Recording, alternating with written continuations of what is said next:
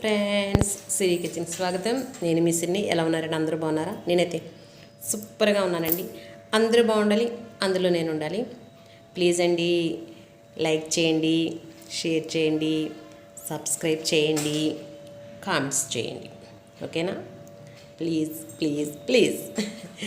ఈరోజు విషయం ఏంటంటే, ఏదైనా మనకి కష్టం వస్తే ఎవరికైనా చెప్పుకుంటే తీరుతుంది అని అంటారు కదా.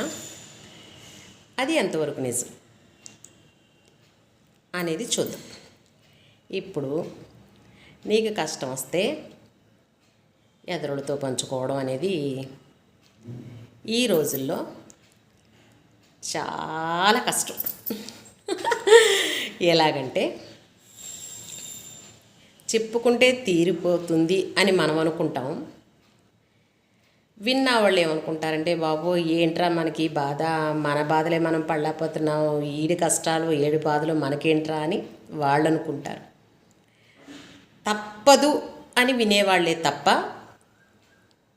మనకి నిజంగా మన మీద ప్రేమ ఉండి వినేవాళ్ళు చాలా తక్కువ. ఈ రోజులను బట్టి నీ బాధ నువ్వే పడాలి. అలాగే ఆనందం విషయానికి వస్తే నలుగురితో పంచుకోవాలి అనుకునే రోజులు కాదు. మన ఆనందం ఎదురుడికి ఆనందం కాకపోవచ్చు, చెప్పలేం. కాబట్టి మన బాధ మనమే పడేలాగా, దానికి ఏ విధంగా సొల్యూషన్ ఉందో అది మనమే ఆలోచించుకునేలాగా చూసుకోవాలి. అలాగే మనము ఆనందపడిపోయి చెప్తాం, వాడు సరిగ్గా దానికి వాళ్ళు ఆనందపడే విషయం అయితే సంతోషమే. లేకపోతే అసూయ కలిగిన వాడైతే ఏడుస్తాడు. మన ఆనందం వాడికి ఏడుపు అనమాట. కాబట్టి ఈ రోజుల్లో బాధ అయినా నువ్వే పడాలి, ఆనందమైనా నువ్వే అనుభవించాలి. ఓకేనా? ఓకే.